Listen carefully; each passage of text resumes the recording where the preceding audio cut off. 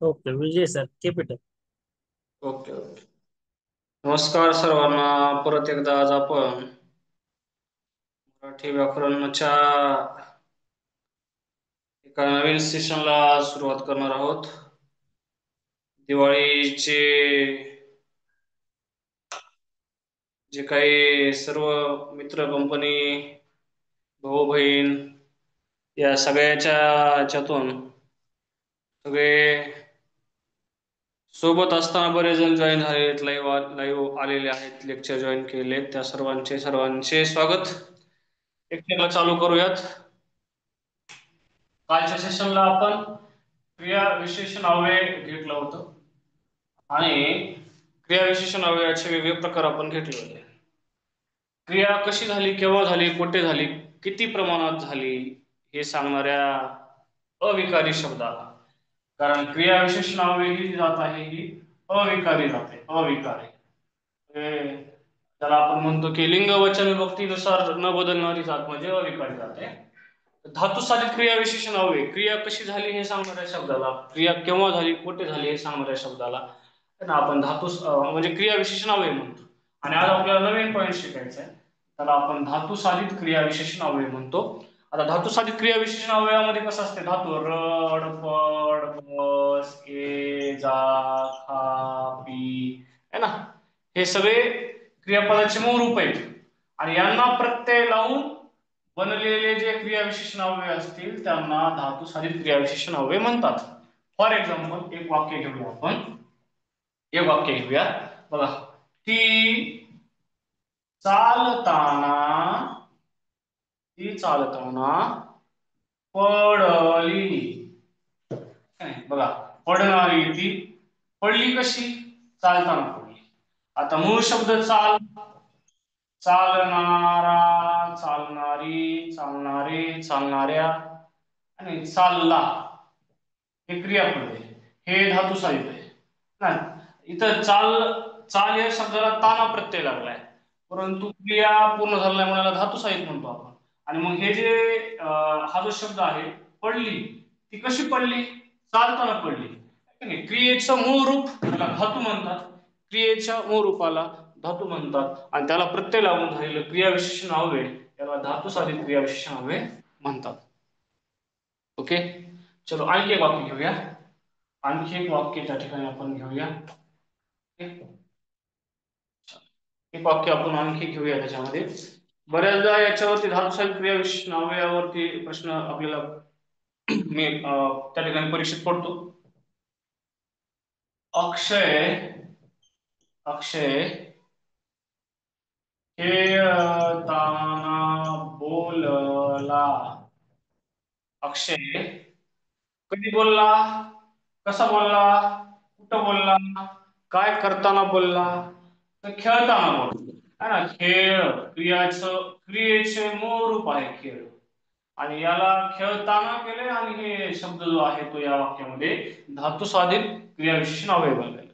म्हणजे या वाक्यामध्ये बोलला क्रियापद आहे.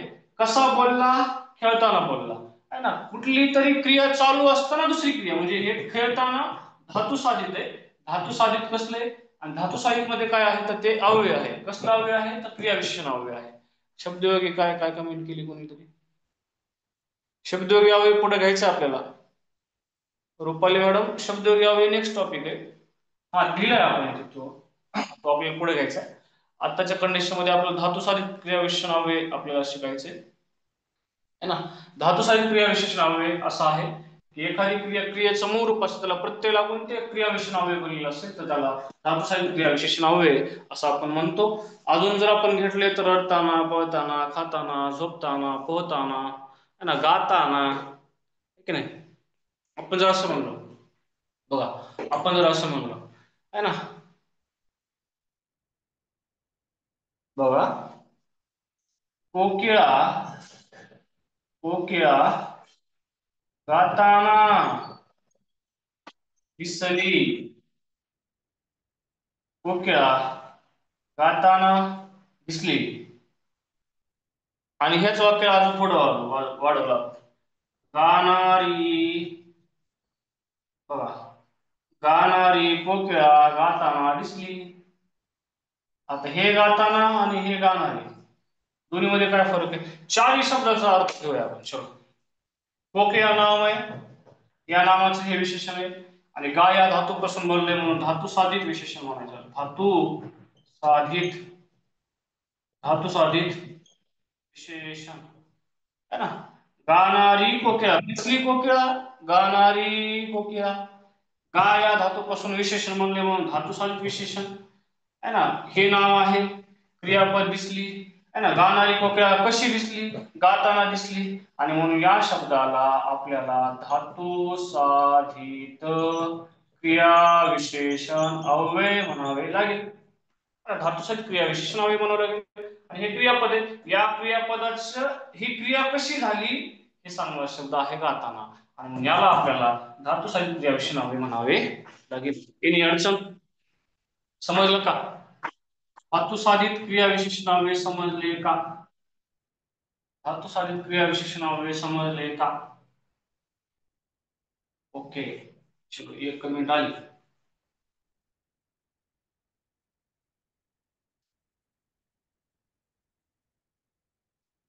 Yes yes Dhanashree, okay. चलो शब्दयोगी अव्ययाकडे जाऊया. शब्दयोगी अव्ययाकडे जाऊयात. शब्दयोगी अव्यय असतंय काय? शब्दयोगी अव्यय हे अविकारी जाते शब्दाची. आता हा जो प्रकार आहे तो साधारणतः 6वा प्रकार आहे शब्दाचा, आहे का नाही. बघा, आपण एक वाक्य घेऊया, त्याच्यानंतर व्याख्येकडे जाऊया. पक्षी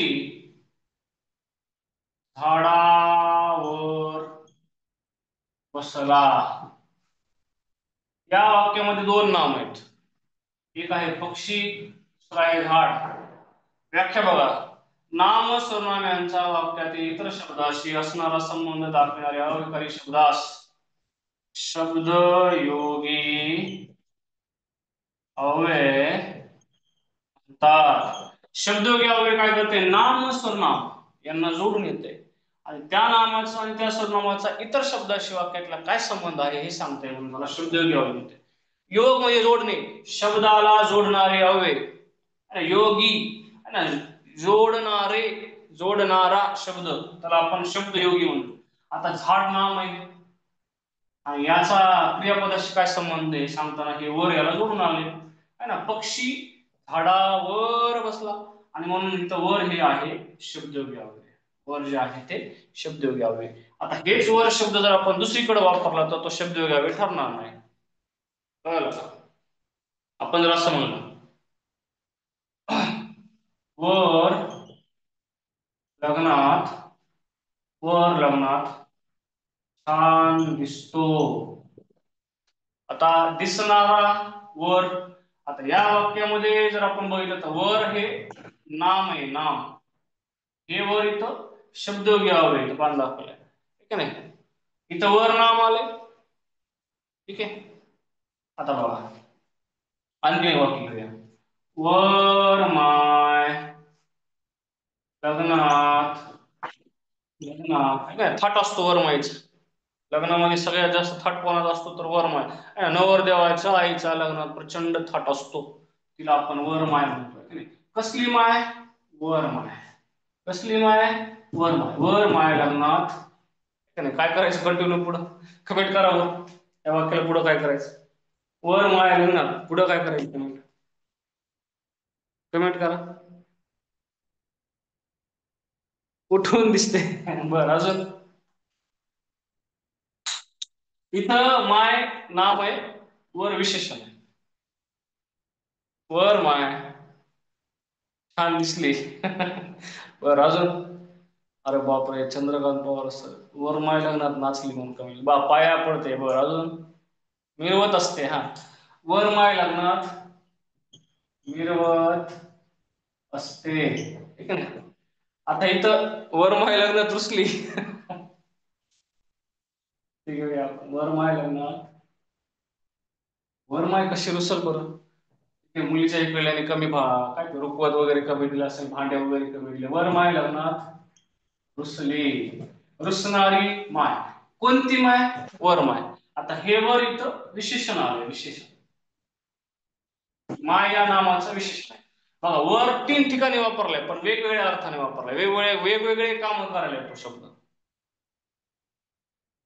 ठीक आहे. चलो, तर शब्दयोगी अवयव म्हणजे काय? नाम सर्वनाम यांचा वाक्यातील इतर शब्दाशी असणारा संबंध दाखविणाऱ्या अविकारी शब्दाला शब्दयोगी अवयव म्हणतात.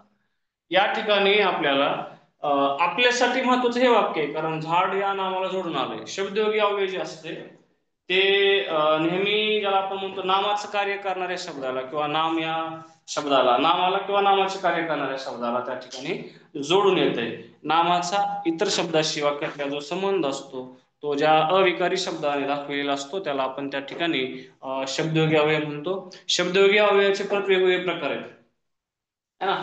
शब्दयोगी अवयव जे असते, शब्दयोगी अवयव जे असते ते कधी कधी नामाला जोडून येत नाही, पण ते शब्दयोगी अवयव असते. ठीक आहे. आता परत ही व्याख्या सगळ्यांनी एकदा दोनदा वाचून घ्यायची. नाम व सर्वनाम यांचा वाक्यातील इतर शब्दाशी असणारा संबंध दाखविणारे अविकारी शब्दास शब्दयोगी अवयव म्हणतात. नामाचा सर्वनामाचा इतर शब्दाशी वाक्यातला जो संबंध असतो तो ज्या अविकारी शब्दाने दाखवलेला असतो त्याला शब्दयोगी अवयव असं म्हटलं जातं. बऱ्याचदा शब्दयोगी अवयव म्हणून वरचा वापर केलाय किंवा ज्या अवयवाचा वापर शब्दयोगी अवयव म्हणून केलाय, क्रियाविशेषण अवयव म्हणून केलाय, याच्यामध्ये बऱ्याचदा विद्यार्थ्याला कन्फ्युजन होत असते, त्याच्यामुळे थोडंसं आपल्याला त्या ठिकाणी लक्षात ठेवून अभ्यास व्यवस्थित करताना ट्रिक्स लक्षात ठेवावं लागलं शब्दयोगी अवयवाची. शब्दयोगी अवयवामुळे वाक्यातील शब्दांचा जो संबंध असतो एकमेकांशी काय संबंध आहे हे त्या ठिकाणी आपल्याला पाहायला मिळते. म्हणजे शब्दयोगी अवयवामुळे आपल्याला आणखी एक महत्वाचा पॉईंट समजून घ्यावा लागेल. असं जर वाक्य आलं, शब्दयोगी अवयवामुळे वाक्याचा अर्थ पूर्ण करता येतो. परीक्षेत असा प्रश्न आला की डॅश डॅश या अविकारी शब्दामुळे वाक्याचा अर्थ पूर्ण करता येऊ शकतो, त्याचं उत्तर असणार आहे शब्दयोगी अव्यय. शब्दयोगी अव्यय. आता जसे कालच्या सेशन मध्ये क्रियाविशेषण अव्यय आपण घेतले होते, त्याचे प्रकार घेतले होते, त्यांचे वाक्य घेतले होते, वाक्याकडून उत्तराकडे गेलो होतो, कन्सेप्टकडे गेलो होतो, तसे याचे पण प्रकार पडतील, याचे सुद्धा प्रकार पडतील. कालवाचक, गतिवाचक, स्थलवाचक है ना. कालवाचक म्हणजे थोडस गतिवाचक आणि कालवाचक एकच आहे. स्थलवाचक आहे ना, कारण दर्शक ज्याला आपण म्हणतो, किंवा हेतुवाचक आहे, व्यतिरेक आहे. अच्छा, याचे प्रकार भरपूर पडतात. आता त्या अर्थावरून कसे त्याचे प्रकार पडतात ते आपण वाक्याच्या माध्यमातून घेऊया. ठीक आहे. कन्सेप्ट समजली का? नाम सर्वनाम यांचा वाक्यातल्या इतर शब्दाशी असणारा जो संबंध असतो तो ज्या अविकारी शब्दाने दाखवलेला असतो त्याला शब्दयोगी अवयव म्हणतात. कन्सेप्ट कळाली का? इथे बघा, झाड या नावाचा बसल्या क्रियापदाशी, झाड या नावाचा बसला या क्रियापदाशी जो संबंध आहे तो वर या झाड शब्दाला जोडून आल्यामुळे स्पष्ट दाखवता येते. आणि हा पक्षी झाडाच्या वर बसलाय ना, झाडाच्या वर बसलेला आहे आणि म्हणून इथं शब्दयोगी अवयवाचं काम करतोय वर. ठीक आहे. थोडेसे वाक्य घेऊया.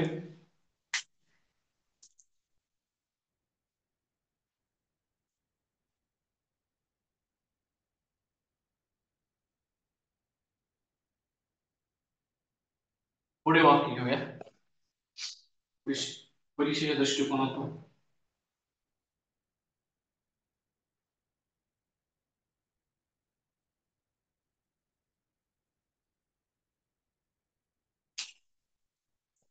वर्षापूर्वी,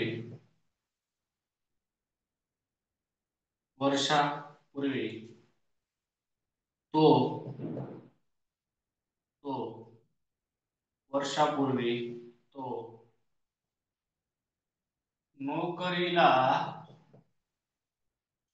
लागला. पूर्वी कोणत्या प्रकारचं शब्दयोगी अवयव आहे ते सांगायचं.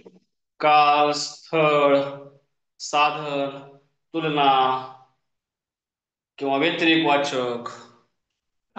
वर्षापूर्वी पूर्वी म्हणलं की आपल्याला त्या ठिकाणी काळ सांगतोय की नाही, काळ सांगतो की नाही, काळ सांगतो काळ. याला कालवाचक, कालवाचक शब्दयोगी अव्यय म्हणायचे. कालवाचक शब्दयोगी अव्यय.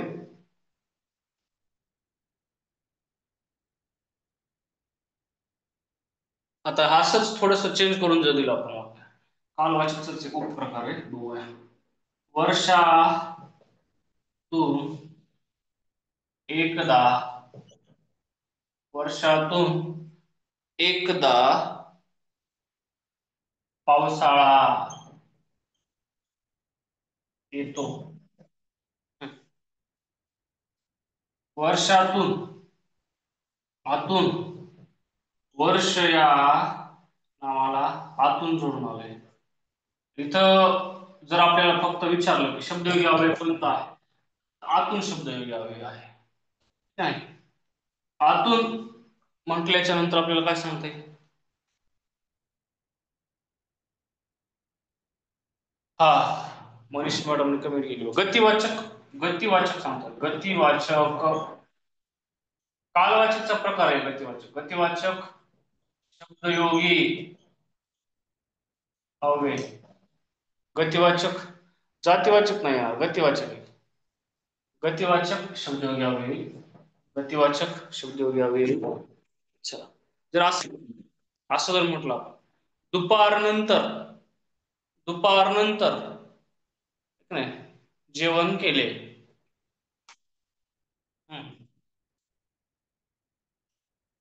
दुपार नंतर जेवण केले. आता नंतर पुन्हा पुढे, पूर्वी, आधी, मग हे कालवाचक शब्दयोगी अव्यय आहेत. आतून, पर्यंत, खालून, ठीक आहे, मधून असे जर आले तर ते गतिवाचक शब्दयोगी अव्यय होतात. थोडस स्थलवाचकचं उदाहरण घेऊया. स्थलवाचक शब्दयोगी अव्ययाचं उदाहरण घेऊया. मला वाटतं हे कळालं असेल. कालवाचक शब्दयोगी अव्ययाचे प्रकार पडतात. खूप सोपी जात आहे शब्दाची. नावाला, सर्वनामाला जोडून येणारा जो अविकारी शब्द असतो त्याला शब्दयोगी अव्यय म्हटलं जाते. ठीक आहे. चलो एक वाक्य घेऊया. पैसे, पैसे कपाटात, कपाटात, पैसे कपाटात ठेवले,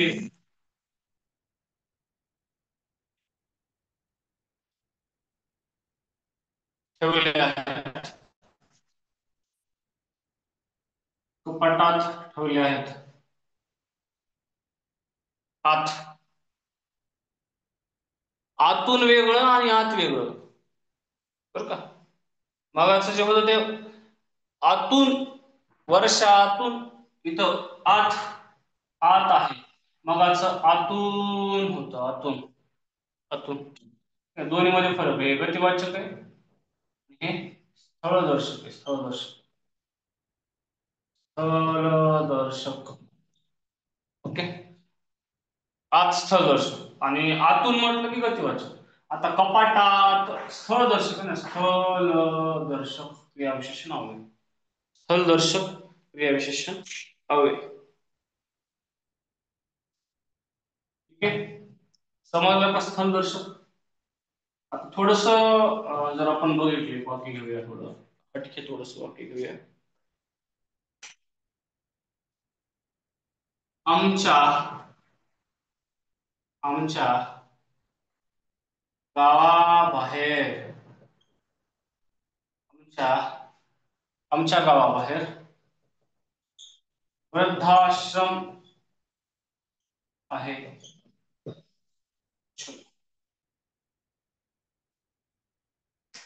कोणताही शब्द घ्यावे, कोणत्या प्रकारचा आहे, कोणता आहे आणि कोणत्या प्रकारचा आहे. बाहेर, ओके, बाहेर हे शब्दयोगी अव्यय आहे.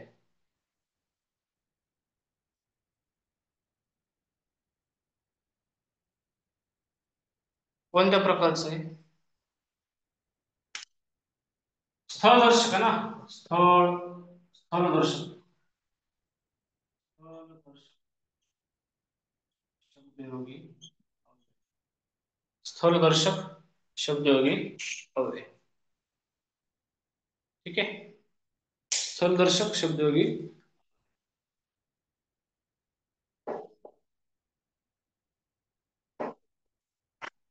अच्छा, दुसरं वाक्य घेऊया.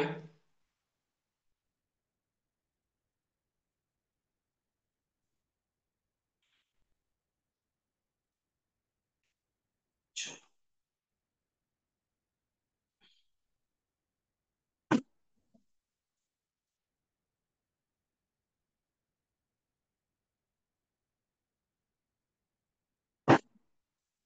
वाऱ्यामुळे. वाऱ्यामुळे कपडे. वाऱ्यामुळे कपडे लवकर वाळतात. आता इथं या वाक्यामध्ये जर आपण बघितलं तर थोडस नाम आहे वारा, आणि त्याला प्रत्यय म्हणजे त्याला जोडून आलाय शब्द मुळे. आणि मुळे, द्वारा, कडून, हातून, है का नाही. मुळे, द्वारा, कडून, हातून. द्वारा, कडून, हातून, मुळे, है ना. असे जर शब्द आले किंवा आपण याच्यामध्ये अजून करवी, है ना, असे जर शब्द नावाला जोडून आले तर त्याला करणवाचक. करण म्हणजे साधन. करण म्हणजे साधन नाही, करणवाचक शब्द योगाला म्हणावं लागेल. त्याला काय म्हणावं लागेल? करणवाचक शब्द योगाला म्हणावं लागेल. करण म्हणजे साधन नाही, कर्ता कर्म करण. आपण विभक्तीमध्ये करण या शब्दाचा अर्थ बघितला होता. ठीक आहे. आपण विभक्ती टॉपिक मध्ये करण या शब्दाचा अर्थ बघितला होता. करण म्हणजे साधन. आता ह्याच्यामध्ये जर आपण बघितलं वाऱ्यामुळे, वारा या नावाला मुळे जोडून आलाय. कशामुळे? कोणाद्वारे कपडे लवकर वाळतात? वाऱ्याद्वारे. आहे का. मग याला मुळे, द्वारा, कडून, हातून, करवी. या मुळेचा जो प्रकार आहे तो आहे करणदर्शक शब्द घ्यावे. त्याला म्हणावं लागेल आपल्याला करणदर्शक. करणदर्शक किंवा करणवाचक म्हणा. करणवाचक. करणवाचक शब्द हवे असं आपल्याला त्या ठिकाणी म्हणावे लागेल. एक वाक्य घेऊया. जर तुमच्यापैकी कुणी कमेंट जर केली यापैकी एखादं वापरून करणवाचक शब्द लावले तयार केलं तर बरं होईल. कुठल्याही नावाला हा प्रत्यय म्हणजे हा शब्द जोडायचा आणि वाक्य कम्प्लीट करायचं. बघा बरं, प्रयत्न करून बघा. चलो ट्राय करेंगे.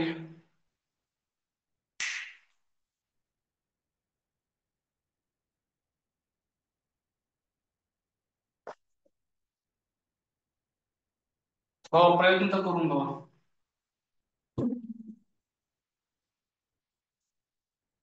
माझ्याकडून चूक झाली. बर.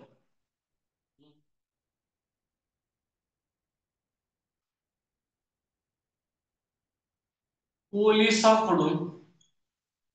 पोलिसाकडून चोर पकडला गेला.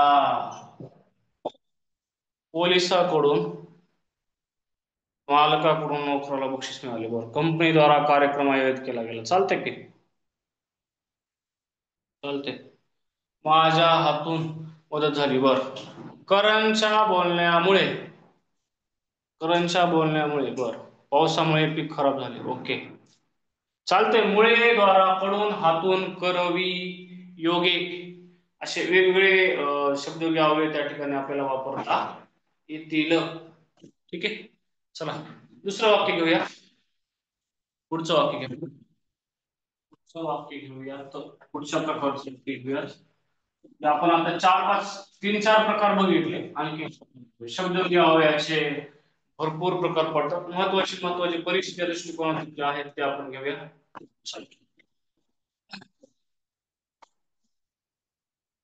तुझ्यासाठी. तुझ्यासाठी मला. तुझ्यासाठी मला नोकरीला. तुझ्यासाठी मला. Thank you madam. तुझ्यासाठी मला नोकरीला लागायचे आहे. की नाही. हेतुवाचक. तुझ्यासाठी मला नोकरीला लागायचे आहे. कोणता शब्दयोगी अव्यय आहे याच्यामध्ये? शब्दयोगी अव्यय कोणता आहे?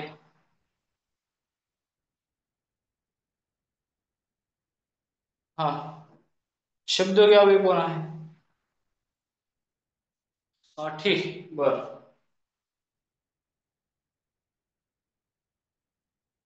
नोकरी, मला नोकरीला कोणासाठी लागायचंय?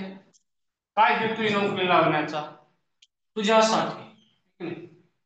तू हे सर्वनाम आहे. तू हे सर्वनाम आहे आणि याला साठी हा शब्द जोडण्यासाठी आपल्याला तूच तुझ्या करावं लागते. तुझ्या साठी. तुझ्या साठी. साठी स्तव. यास्तव. साठी स्तव यास्तव निमित्त. निमित्त. नाही, साठी स्तव निमित्त करिता. करिता असे शब्द नामाला जोडून आले याला म्हणायचं हेतुवाचक. हेतुवाचक शब्दयोगी अव्यय. हेतुवाचक शब्दयोगी अव्यय. लिहिण्याकरिता पेन हवा. ओके, चालतंय, घेऊया तो. लिहिण्याकरिता. लिहिण्याकरिता पेन हवा. बर, अजून? लिहिण्याकरिता पेन हवा. अजून?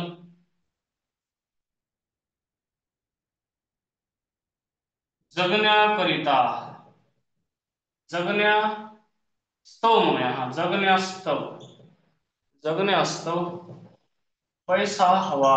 काय? पैशाशिवाय पान हलत नाही जगता. काय? पैसा पाहिजे. पैसा.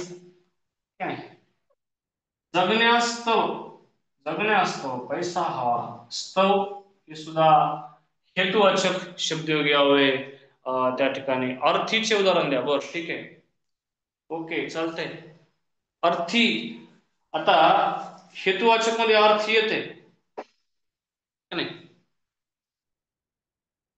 ठीक आहे, जगण्या अर्थीचं वाक्य घेऊया आपण. छान कमेंट केली कोणतरी. नोकरी निमित्ताने बाहेर गेले. बर.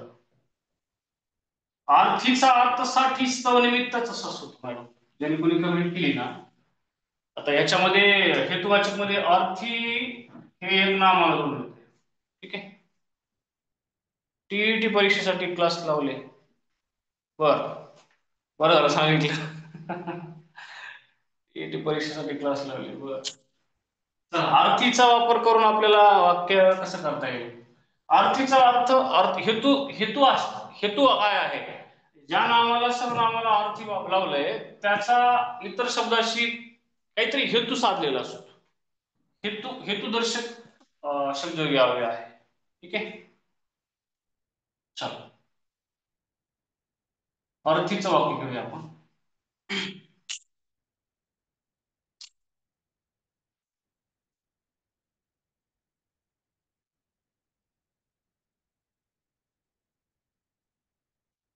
जगण्यार्थी. जगण्यार्थी. जगण्यार्थी मी मेहनत करतो. आता ते मेहनत करण्याचा हेतू काय आहे? जगण्यार्थी. जगण्यासाठी मेहनत करतो. आता इथं जगन अधिक जगण्यार्थी अधिक अर्थी आले.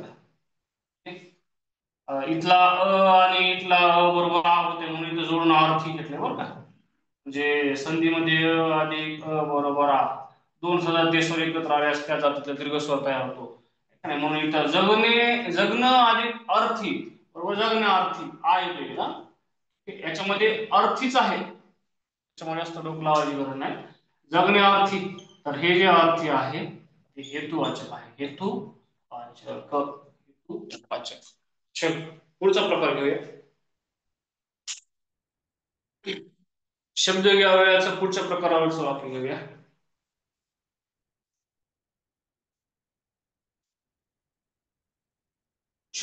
नेक्स्ट सेंटेन्स घेऊया.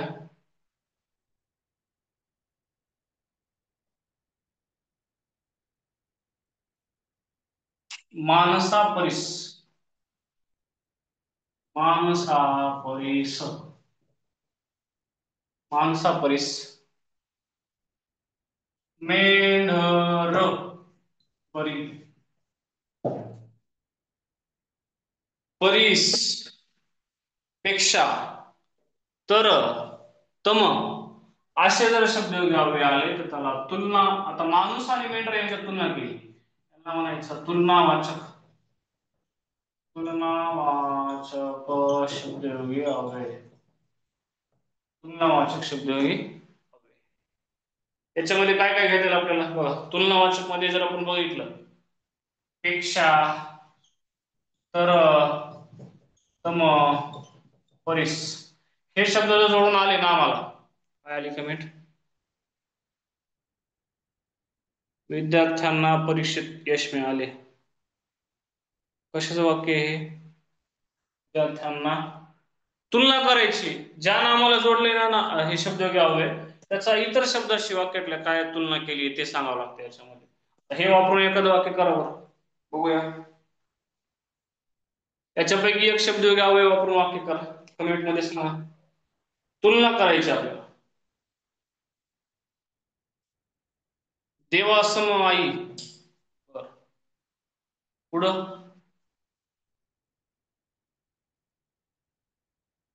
माणसापेक्षा जनावर बरी. बर, तुम्ही मेंढर काढले, जनावर टाकले नाकापेक्षा मोती जड. ओके, हे छान वाक्य टाकलं बघा, नेहा पाटील मॅडम. नाकापेक्षा मोती जड. बर, शिवमला रामपेक्षा जास्त मार्क मिळाले. मुलांपेक्षा मुली हुशार असतात. बर, असतात बाबा मुली हुशार, आता काय करणार, मुलं बी हुशार आहेत मॅडम.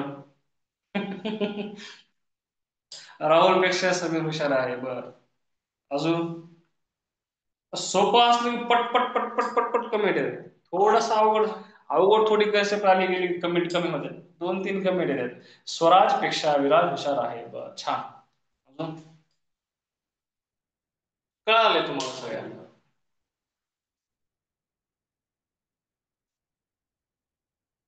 चहा मध्ये पाणी जास्त झाले. बर, चहा मध्ये पाणी जास्त झाले, थोडस करेक्शन करावं लागलं आपल्याला. चहापेक्षा पाणी बरं म्हणून.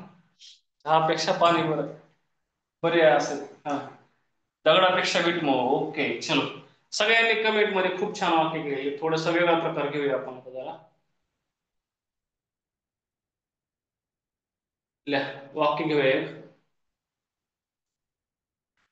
एक वाक्य घेऊया. म्हणजे कन्सेप्ट मध्ये प्रत्येक प्रकारचं आपण वाक्य एक दोन वाक्य घेऊ बरं का. तमच सांगा न सर. बर, तर तम, तरच वाक्य घ्या मग. आता तर असेल किंवा तम असेल किंवा पेक्षा असेल, परिस असेल, मध्ये असेल, नाही तुलना आहेत ना.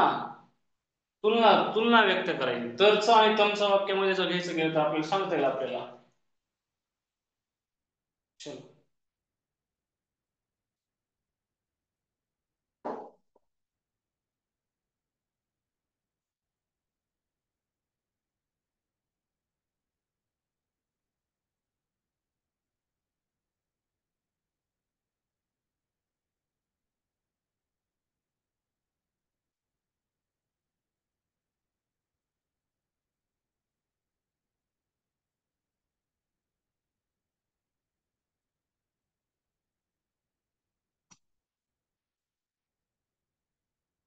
प्राण्या, प्राण्यांतम, माणूस हुशार. ठीक आहे, हे सगळ्या प्राण्यांमध्ये माणूस हुशार आहे.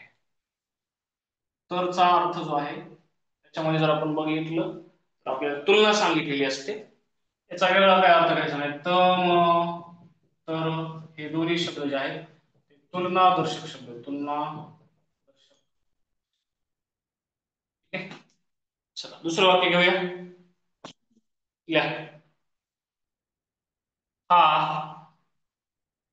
हा, सफरचंद. हा सफरचंद खाण्यायोग्य, खाण्यायोग्य आहे. आता कोणता शब्द वापरला इथं? हा सफरचंद खाण्यायोग्य आहे.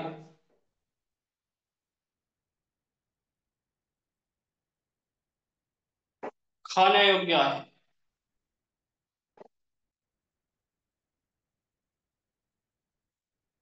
हम्म.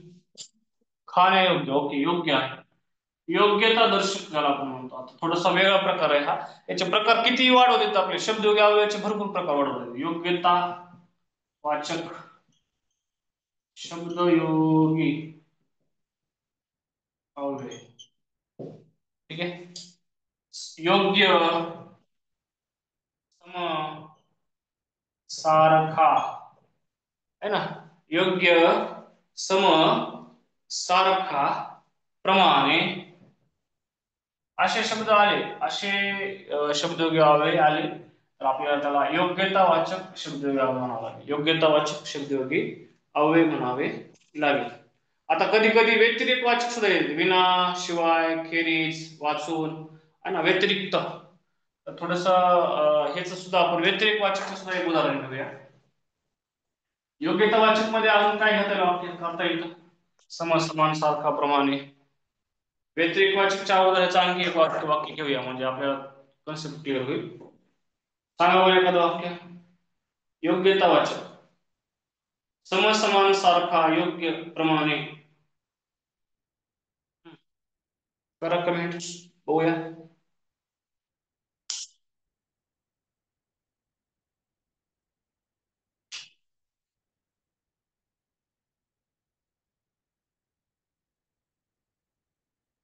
टीईटी, टीईटी, सम्राट जोगा, विराट नाही. बर, त्यांनी आता कोणी कमेंट केली? जोगा, योग्य, सम, समान, सारखा, प्रमाणे, जोगा. नाही, जोगा हा नवीन टाकला बघा शब्द आता कोणीतरी कमेंट केली. तर ते सुद्धा खूप छान वाक्य टाकलं. आता कोणी टाकलं मला नाव माहित नाही, मी नाव बघितलं नाही पटकन, पण कमेंट वाचली. तर त्याच्यामध्ये त्यांनी जोगा योग्यतावाचक म्हणजे शब्द वापरून, जोगा हा शब्द वापरून योग्यतावाचकचा वाक्य केलेलं आहे. खूप छान वाक्य टाकलं होतं. बघूया. हा पुढे आता वाक्य घेऊया आपण. टीईटी वरच वाक्य घ्यायचं होतं आपल्याला. आणि त्याच्यामध्ये जर आपण बघितलं तर याच्यातलं कुठलंही घेऊ शकतो आपण. बघा, चल. टीईटी ही शिक्षक, शिक्षक योग्य, टीईटी ही शिक्षक योग्य पात्रता परीक्षा आहे. शिक्षक योग्य, ठीक आहे ना. शिक्षक या नावाला जोडून आले म्हणजे योग्य हे योग्यतावाचक शब्दयोगी अवयव आहे.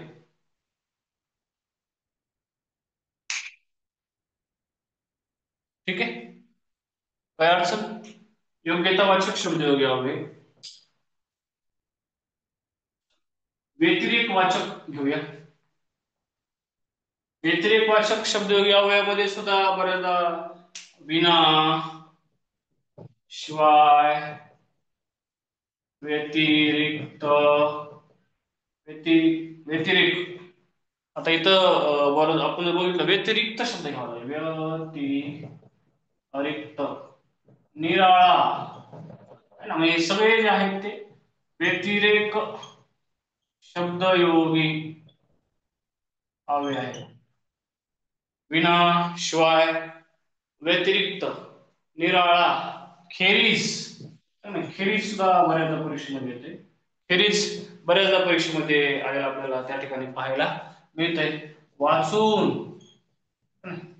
विना, शिवाय, व्यतिरिक्त, निराळा, खेरीज, वाचून सगळे शब्दयोगी अवयव जर आपण बघितले तर ते व्यतिरेक शब्दयोगी अवयव म्हणतात किंवा व्यतिरेक वाचक शब्दयोगी. व्यतिरेक वाचक म्हणून आपण त्याला जोडून घेऊया आपण. व्यतिरेक वाचक, व्यतिरेक वाचक शब्दयोगी अवयव म्हणूया. ठीक आहे. आता ह्याला कुठल्या तरी नावाला जोडायचं ना, ते तयार करायचं.